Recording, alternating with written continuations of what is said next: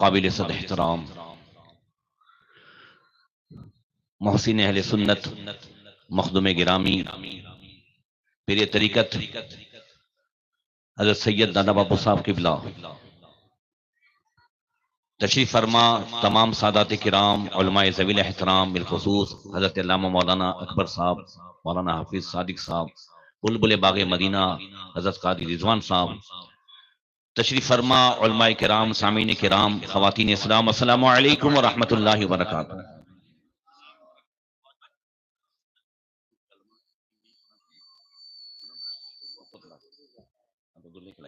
जी,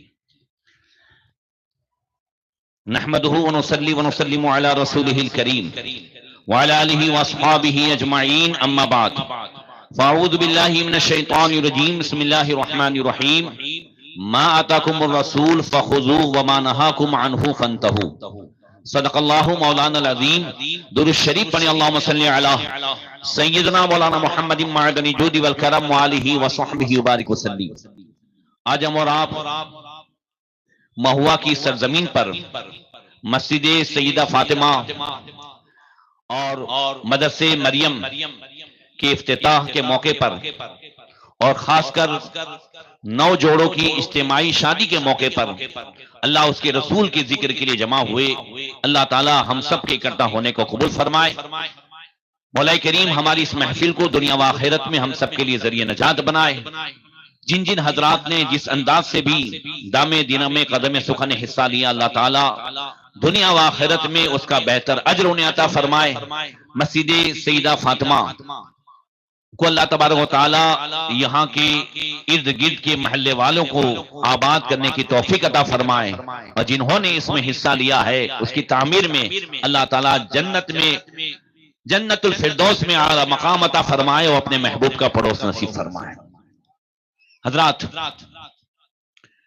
बहुत टाइम हो गया है, मैं बहुत शॉर्ट में अपनी बातें रख दूंगा। अल्लाह ताला ने तमाम इंसानों से कुरान में 3 सवाल फरमाए हैं। अल्लाह पूछ रहा है इंसानों से। 27वें पारे में सूरह तूर में अल्लाह इरशाद फरमाता है, अम खुलिकू मिन गैरि शैइन अम हुमुल खालिकून अम खलकुस समावाति वल अर्द। अल्लाह फरमाता है कि क्या इंसान खुद बखुद पैदा हो गया है? पहला सवाल। दूसरा सवाल है कि क्या इंसान ने अपने आप को खुद पैदा किया है? और तीसरा सवाल है कि क्या जमीन और आसमान और सारी चीजों का बनाने वाला, पैदा करने वाला इंसान है? और तीनों सवाल का जवाब भी कुरान में है।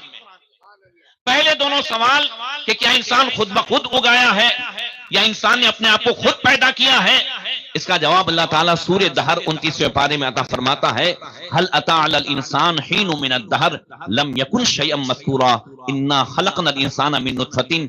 ए इंसान, तुझे तेरी कहानी न बताए, एक जमाना था कि तू कुछ न था, हमने इंसान को नापाक कतरे से पैदा किया। अल्लाह फरमाता है हमने पैदा किया। दोनों सवाल का जवाब मिल गया कि हम सबका पैदा करने वाला कौन है? बुलंद आवाज से, जोर से, कौन है? अल्लाह। तीसरा सवाल कि क्या जमीन और आसमान को इंसान ने पैदा किया है? इसका जवाब भी अल्लाह ताला 26वें पारे में फरमाता है, वलक़द खलक़नस समावाति वल अर्द वमा बैनहुमा फी सित्तति अय्याम। यकीनन जमीन और आसमान और उसके दरमियान की चीजों को हमने 6 दिन के अंदाजे में पैदा फरमाया। मतलब यह है कि सारी चीजों का पैदा करने वाला भी अल्लाह है। अब सवाल यह है कि जब सवाल भी कुरान में है, जवाब भी कुरान में है, तो अल्लाह ताला ने 27वें पारे में इंसानों से क्यों पूछा?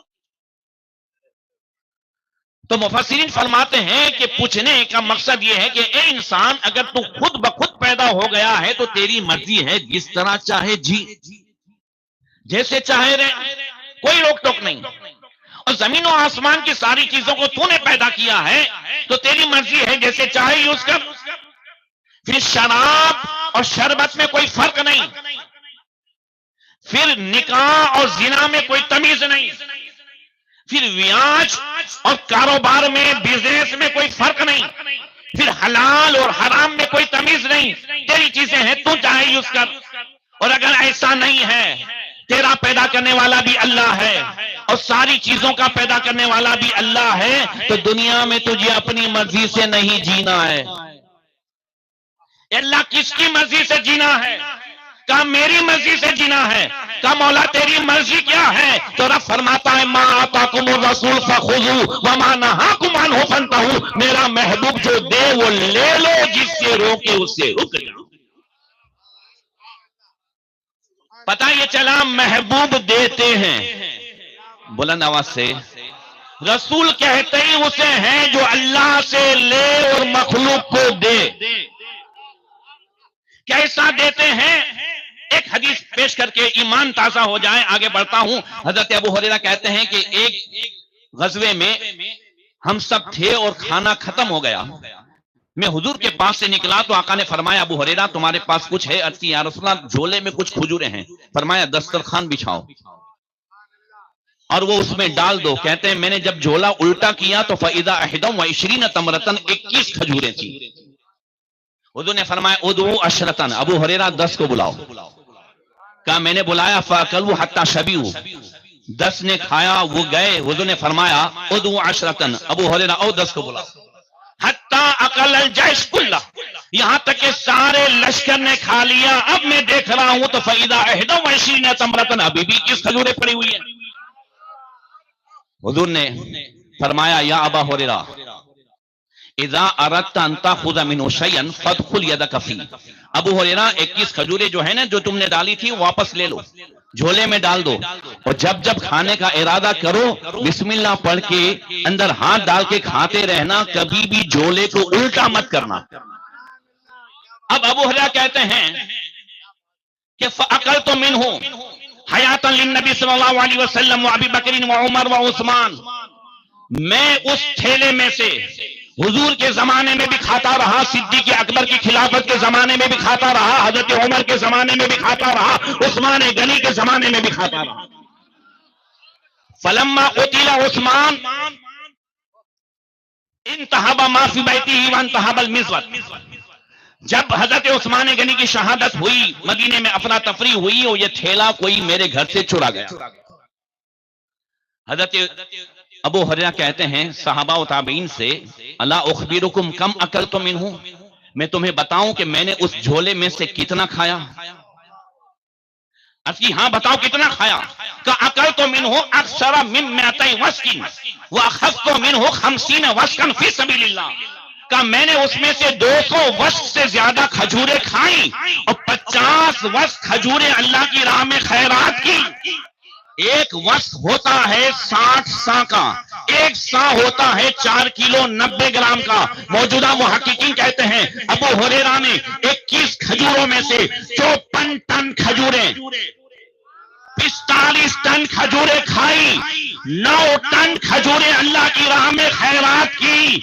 21 खजूर में से 54 टन खजूरें खा भी रहे हैं, खिला भी रहे हैं और आने वाले कयामत तक मोमिनों को अकीदा दे रहे हैं मेरे करीम से घर कतरा किसी ने मांगा, दरिया बहा दिए हैं, दुर्बे बहा दिए।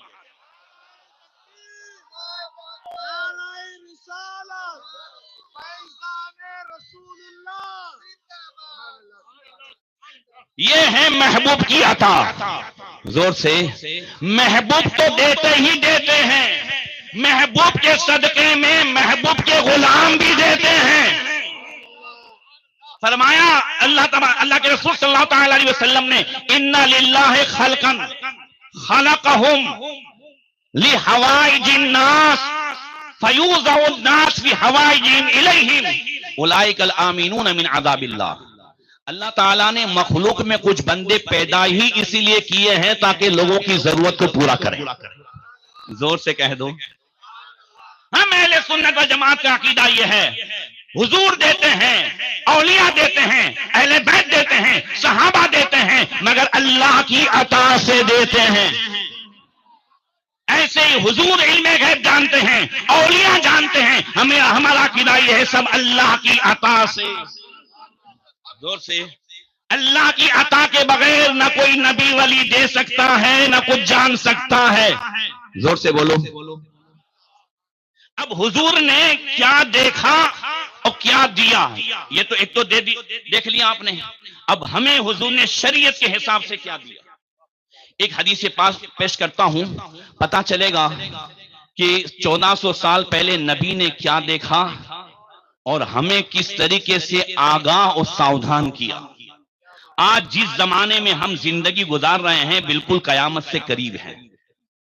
यह ऐसा जमाना है कि अल्लाह के रसूल सल्लल्लाहु अलैहि वसल्लम ने 1400 साल पहले इसी जमाने के ताल्लुक से फरमाया था कि ला तक़ुमुस्सा हत्ता युजअल किताबुल्लाहि आरन व यकूनुल इस्लामु गरीबन व युनक़सल इल्म व युहरमन ज़मान हत्ता युनक़स उमरुल बशर व युनक़स सिन्नून वस्सिमार। हुज़ूर ने फरमाया कयामत उस वक्त तक कायम नहीं होगी जब तक कि ऐसा जमाना आएगा कि अल्लाह की किताब कुरान पर अमल करना आर शर्म महसूस किया जाएगा। मैं तवज्जो दिलाता हूं, कैसे कुरान पर अमल करना शर्म महसूस किया जाएगा। आज खुली आंखों से हम देख रहे हैं ये नव जोड़े की समूह शादी है। अल्लाह तबारक व तआला इन जोड़ों को भी सलामत रखे। निकाह करना आसान है मगर उसे संभालना और उसे मंजिल तक पहुंचाना और पूरी जिंदगी जो है वो तलाक न हो इसका ध्यान देना ये बहुत बड़ा कमाल है।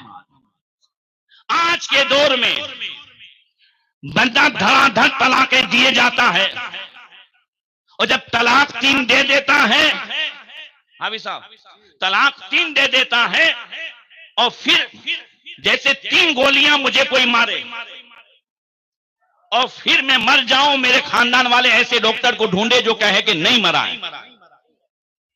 ऐसे ही 3 तलाक देने के बाद ऐसा आलिम मुफ्ती ढूंढा जाए कि वो कह दे कि नहीं हुई है। बोले एक बैठक में 3 दे दी इसलिए नहीं हुई। तो एक ऐसे ही जो है मेरे जैसा घुस गया एक ऐसे ही आदमी के दुकान में समोसे की 3 समोसे खाए और जो है काउंटर पे कहा कि 1 का पैसा।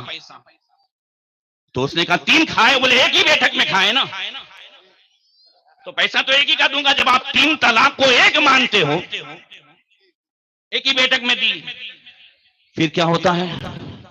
फिर यह है कि कुरान कहता है कि अगर वापस लानी है तो तुझे क्या करना होगा?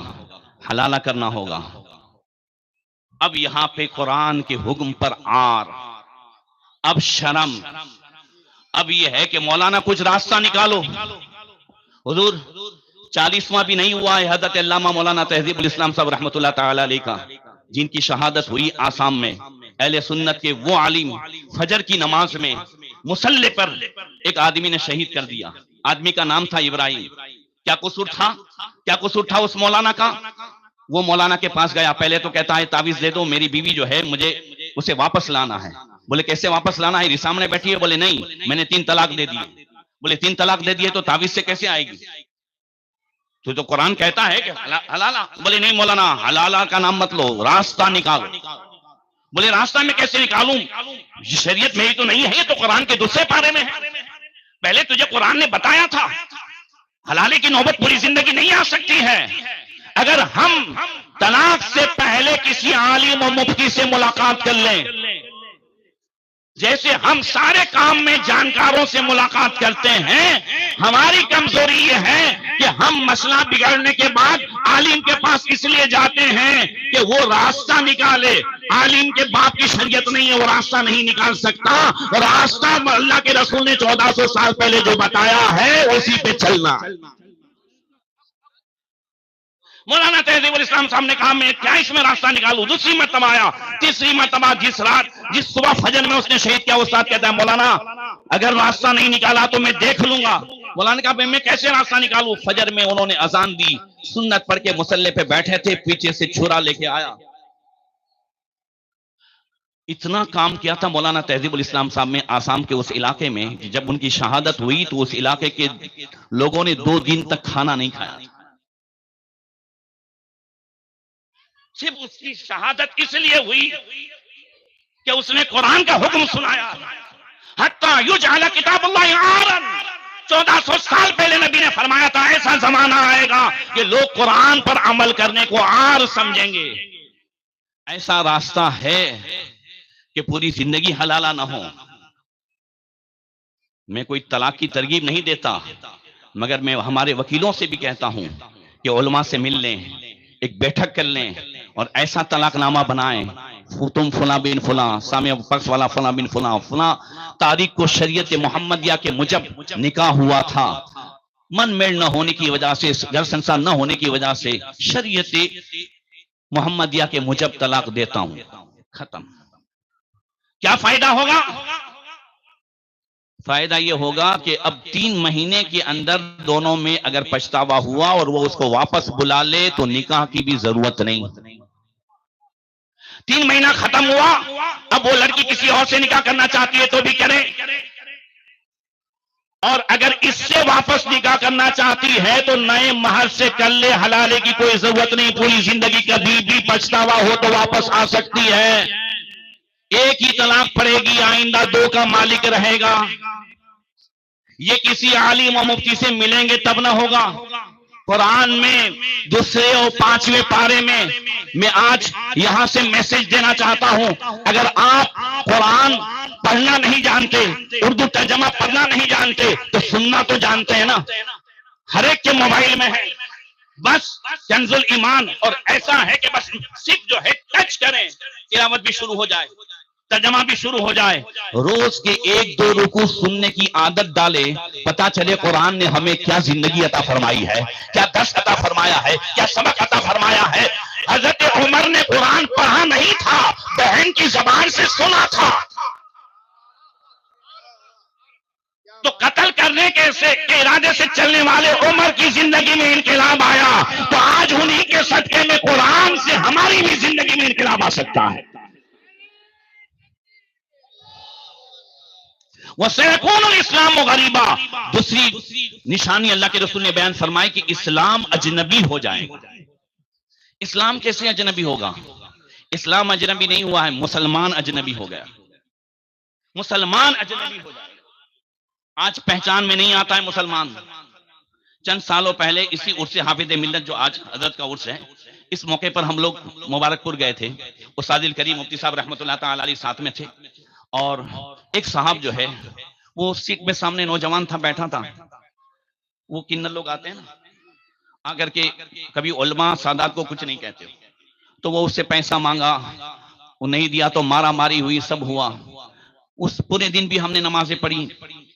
फिर दूसरे दिन शाम को जब हम उतरने लगे तो वो कहता है अस्सलाम वालेकुम हजरत। तो मेरे उस्ताद मुफ्ती साहब रहमतुल्लाह अलैह ने कहा कि ये बंदा कल से बैठा है, अगर एक मर्तबा भी सलाम कर देता तो पता चलता अपना भाई, कम से कम हम उसे मार ना खाने देते, हम उसे बचाते। बोले हमने इसको नहीं पहचाना, इसने तो अपने को पहचाना ना, इसने तो पहचाना कि हम मुसलमान हैं। आज पहचान हमारी खत्म हो गई, और हमारी समाज से, हमारे घरों से, हमारे मुआशरे से, हमारी मस्जिदों से, हमारे मदरसों से हुजूर की वो सुन्नत कम होती जा रही है जिसका नाम है सलाम। अल्लाह के रसूल ने फरमाया ला तदखुलुल जन्नत हत्ता तुमिनु वला तुमिनु हत्ता तहाब्बू अवला अदुल्लुकुम इदा अमिलतुम बिशैइन तहाब्बतुम बैनकुम अफशुस सलाम बैनकुम। हुजूर ने फरमाया उस वक्त तक जन्नत में नहीं जा सकते जब तक कि पक्के मोमिन ना हो जाओ, और पक्के मोमिन उस वक्त तक नहीं हो सकते जब तक कि आपस में सलाम करने वाले ना हो जाओ, ऐसा जब तक आपस में मोहब्बत करने वाले ना हो जाओ। और ऐसा काम ना बताऊं कि अगर तुम करो तो आपस में मोहब्बत करने वाले हो जाओ, बुलंद आवाज से। तो हुजूर ने फरमाया आपस में खूब सलाम करो, घर में जाओ तो सलाम करो। आज सलाम का रिवाज खत्म हो गया। मियां बीवी को सलाम करते हुए शर्म महसूस कर रहा है, बाप औलाद को सलाम करते हुए शर्म महसूस कर रही है, औलाद बाप को सलाम करते हुए, सलाम का रिवाज खत्म। एक हदीस पाक पर आज ही नजर पड़ी, अल्लाह के रसूल सल्लल्लाहु अलैहि वसल्लम ने फरमाया, सुनिए, फरमाया सलासतुन कुल्लुहुम जामिनुन अलल्लाह, 3 लोग ऐसे हैं कि सबकी गारंटी अल्लाह के जिम्मे करम पर है। पूरा मजमा जोर से कह दो भाई, किसकी गारंटी? अल्लाह, अल्लाह गारंटी ले रहा है, अल्लाह के जिम्मे करम पर गारंटी है। और गारंटी से क्या होता है? गारंटी से बोझ हल्का हो जाता है। अभी हमारे ये क्या नाम, लाकड़िया, बिलाल भाई लाकड़िया, गारंटी ले ली, बोझ हल्का हो गया। हमारे आरिफ भाई, बिलाल भाई, इन सब ने यहाँ की मस्जिद की गारंटी ले ली तो यहाँ वालों का बोझ हल्का हो गया। समूह शादी की गारंटी ले ली, बोझ हल्का हो गया। और इन तमाम सौराष्ट्र वालों की तन्हा दादा बापू ने गारंटी ले ली तो सबका बोझ हल्का हो गया। नारे तकबीर, नारे रिसालत, पीर हमारे सैयद सरकार दादा बापू साहब किबला। ये याद रखें, ये अल्लाह की नेमत है। मुझे गौसे पाक रज़ी अल्लाह तआला अन्हु का वो इरशाद याद आ रहा है। और इससे पहले इजाजत हो तो हजरत सैयद उल औलिया सैयद अहमद कबीर रफाई ने एक मर्तबा मुरीदों से कहा कि मेरे अंदर कोई ऐब हो तो बताओ।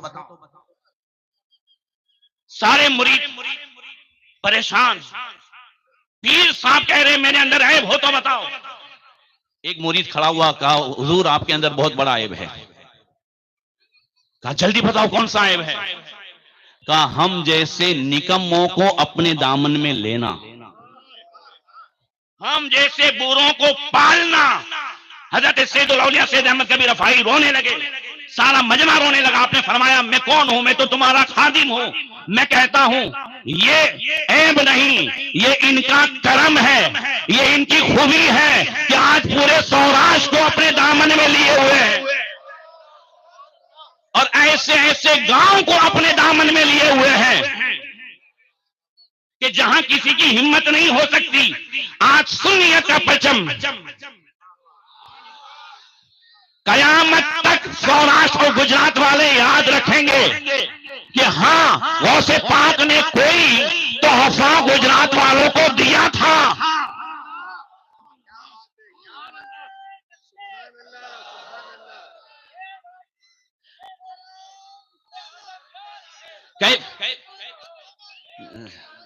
सुभान अल्लाह। तो गौसे पाक रज़ी अल्लाह तआला अन्हु एक दिन लोगों से कहते हैं कि लोग कहते हैं कि अब्दुल कादिर बूढ़ों को अपने दामन में ले रहा है।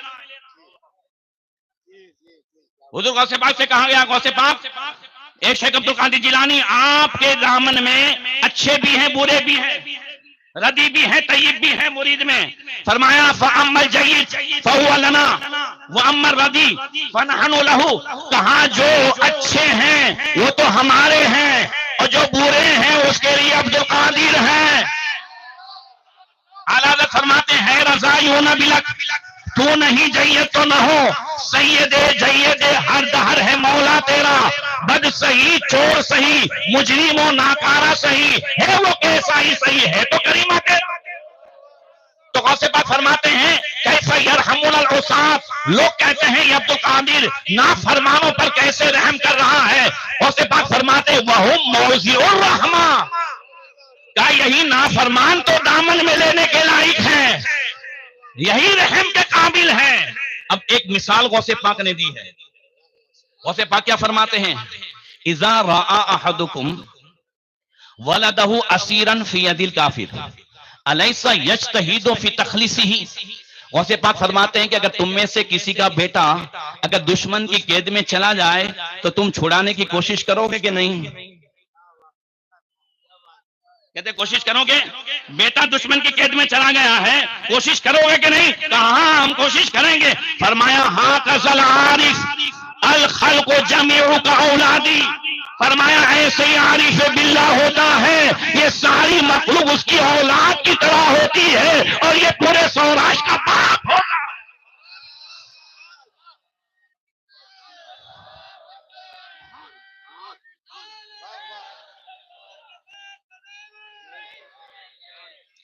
आज नहीं कल पता चलेगा, आज नहीं कल पता चलेगा कि किस तरह हमने जिंदगी जी गए। और इनके साथ पूरी टीम जो आज, ये कोई मामूली लोग नहीं आए हुए हैं, करोड़ों का सबका कारोबार है। एक घंटा किसी का लेना जो है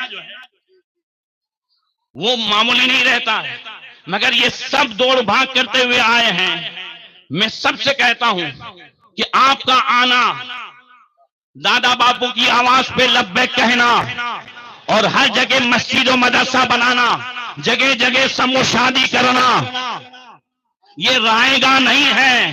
दादा बापू भी अल्लाह के महबूब हैं और उनकी आवाज पे जो लोग लब्बैक कहते हैं वो उनके जरिए से वो भी अल्लाह के महबूब हो जाते हैं। हजरत अब्दुल्लाह इब्न उमर कहते हैं नबी सल्लल्लाहु तआला अलैहि वसल्लम, एक शख्स हुजूर की बारगाह में आया और आकर के कहने लगा, या रसूलल्लाह अय्युन नास अहब्बु इलल्लाह ताला व अय्युल आमाल अहब्बु इलल्लाह ताला, कौन से लोग अल्लाह को ज्यादा महबूब है और कौन सा अमल अल्लाह को ज्यादा पसंद है? तो नबी ने फरमाया अहब्बुन नास इलल्लाह अनफअुहुम लिन्नास, फरमाया लोगों में सबसे ज्यादा अल्लाह का महबूब वो है जो लोगों को सबसे ज्यादा काम आता है। बुलंद आवाज से कह दो। और कादरी घराने गौसे पाक की एक सिफत और गौसे पाक का एक फैज दादा बाबू को ये भी मिला। जब मैंने गौसे पाक के हवाले से ये पढ़ा आपका मलफूज, गौसे पाक फरमाते हैं कफ़ी मस्बुकतुन ला तस्बुत मिनहु शैआ लौ जानी अल्फु दिनारिन लमुबय्यितहा। गौसे पाक फरमाते हैं मेरे हाथ में छेद है, गौसे पाक फरमाते हैं मेरे हाथ में काड़ा है, काड़ा छेद है, कोई चीज रहती नहीं है। अगर कोई 1000 सोने का सिक्का लाए तो एक रात रहता नहीं, अब्दुल कादिर सब दे देता है। तो मैंने देखा है बागे रहमत पे अगर लाखों लाख अगर जुमा में आया है तो असर तक रहा नहीं है, हाथ में छेद है। अभी सब सही है कि नहीं है?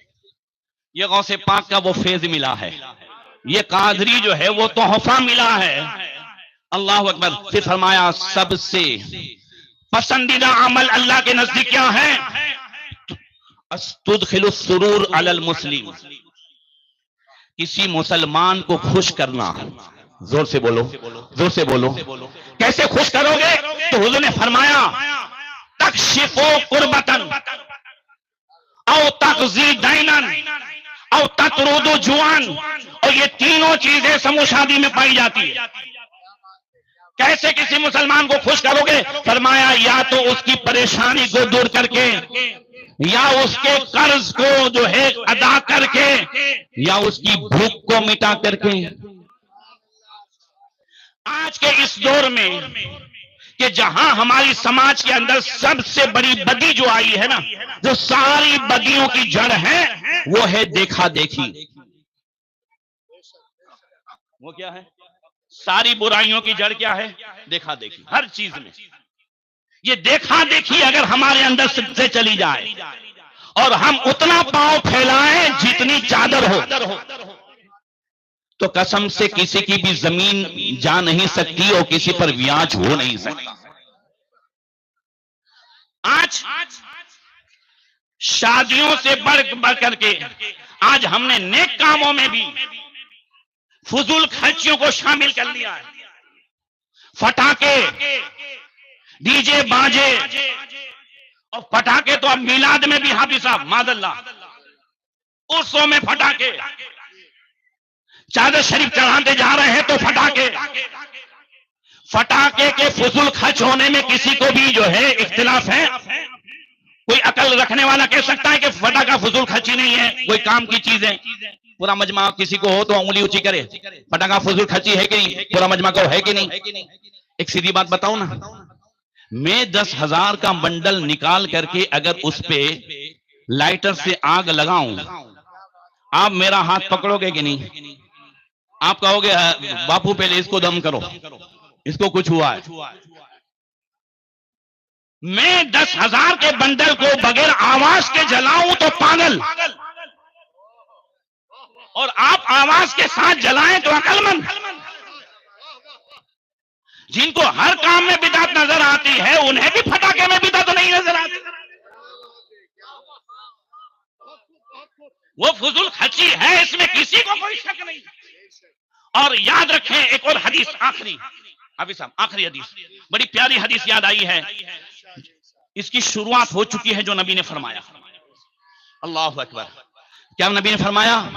फरमाया याती अलन नासी ज़मानुन ला यस्लिमु लिज़ी दीनिन दीनुहु इल्ला मन हरब बिदीनिही मिन शाहिकिन इला शाहिकिन व मिन जोहरिन इला जोहरिन। हुजूर ने फरमाया ऐसा जमाना आएगा कि किसी आदमी का दीन सलामत नहीं रहेगा, मगर उसका दीन सलामत रहेगा जो एक जंगल से दूसरे जंगल और एक जो है वादी से दूसरे वादी अपने दीन की हिफाजत के लिए घूमता रहे, उसका दीन सलामत रहेगा। फरमाया फैज़ा काना ज़ालिका ज़मान, जब ऐसा जमाना आएगा लम तुनलिल मईशत इल्ला बिसख्तिल्लाह, तो लोगों की रोजियां हराम ही से ज्यादा होगी, अल्लाह की नाराजगी से रोजी ज्यादा आएगी। फैज़ा काना ज़ालिक कज़ालिक, जब ऐसा जमाना आएगा, अब इसकी जो शुरुआत हुई हो मैं कह रहा हूं, तो उन्होंने फरमाया काना हिलाकुर रजूल अला यदै ज़ौजतिही व वलदिही फ़इल्लम यकुन लहू ज़ौजतुन वला वलदुन काना हिलाकुर रजूल अला यदै अबवै फ़इल्लम यकुन अबवान काना हिलाकुर रजूल अला यदै क़राबतिही अविल जीरान। हुज़ूर ने फरमाया उस वक्त आदमी की तबाही उसके बीवी बच्चों की वजह से होगी। बीवी बच्चे अगर अच्छे होंगे तो हो सकता है उसकी तबाही माँ बाप की वजह से हो। माँ बाप अगर नहीं है या माँ बाप अच्छे हैं तो हो सकता है पड़ोसी की वजह से हो या रिश्तेदारों की वजह से उसकी हिलाकत हो। सहाबा ने अर्ज़ की कैफ़ ज़ालिक या रसूलल्लाह, आदमी की तबाही बीवी बच्चों की वजह से, माँ बाप की वजह से या रिश्तेदारों की वजह से कैसे होगी? तो हुज़ूर ने फरमाया युअय्यिरूनहु इंदा ज़ालिक बिज़ीक़िल मईशा फ़इंदा ज़ालिक युरीदु नफ्सहुल मवालिद अल्लती तहलिकु फ़ीहा। हुज़ूर ने फरमाया कि वो लोग इसको रोजी की तंगी का ताना देंगे, कहेंगे देख बाजू वाले ने कैसी शादी की थी, देख तेरी बहन के यहाँ कितना जो है खाना हुआ था, देख फुला ने कैसा किया था। अब अच्छी शादियां करने, अच्छा डीजे लाने, अब वो ब्याज से पैसा लाएगा या जमीन गिरवी रखेगा या इधर उधर करेगा, और फिर अपने बीवी बच्चों की ख्वाहिशात को पूरा करने के लिए जब वो ताना देंगे तूने तो कुछ किया ही नहीं है, हमने तो कभी जिंदगी में पहला प्रसंग आया था, कभी कुछ देखा ही नहीं है, ऐसे ताने सुनने के साथ साथ वो ब्याज से पैसा लाएगा। आज हमारी कौम सबसे ज्यादा ब्याज के दूसर में फंसी हुई है। ब्याज के दूसर में ये भी अल्लाह के रसूल सल्लल्लाहु अलैहि वसल्लम ने फरमाया याती अलन नास ज़मानुन ला यबका अहदुन इल्ला अकल रिबा फ़इन लम याकुलहु असाबहु मिन बुखारी। हुज़ूर ने फरमाया ऐसा जमाना भी आएगा कि कोई भी ब्याज खाने से बच नहीं सकेगा, और अगर ब्याज खाने से बचेगा तो भी उसकी धूल उसको कुछ ना कुछ पहुंचेगी। आज ऐसी ऐसी स्कीमें और सारी चीजें ऐसी आ गई है कि आज हर आदमी और आज का नौजवान रात ही रात में करोड़पति बनना चाहता है, और उसी चक्कर में सट्टे का जो है शिकारी होता है, और उसी चक्कर में ब्याज के चक्कर में सोचता है कि चलो देखना हो शैतान कैसे वो करता है। ब्याज का खूब चक्कर चढ़ गया है, हर महीने इतने हफ्ते देने पड़ते हैं, तो बोले चलो आईपीएल आया है ना, अपने सट्टा आजमा के देखें, अपने काम घर में लाना है, अपने तो हराम ब्याज में जो है इसको लेकर के इसको देना है। बाबा ये सब हो रहा है, और खास करके मेरी कौम के नौजवान, मेरी कौम के जो नौजवान हैं अक्सर उसमें घुसे जा रहे हैं, और बाप की सारी कमाई उसमें जा रही है। याद रखें बरकत वाली रोजी वो है जो थोड़ी हो। जरा जोर से क्या कहा? अल्लाह ताला ने जिम्मा लिया है, गारंटी ली है 3 लोगों की। हदीस, अल्लाह ने 3 लोगों की गारंटी ली, और क्या कहा? वह रोजी का अल्लाह रोजी देगा, वह कफा, और जितनी जरूरत होगी उतनी अता फरमाएगा। बुलंद आवाज से कौन? रजुलुन खरज फी सबीलिल्लाह, एक आदमी जो अल्लाह की राह में निकल गया। दूसरा कौन?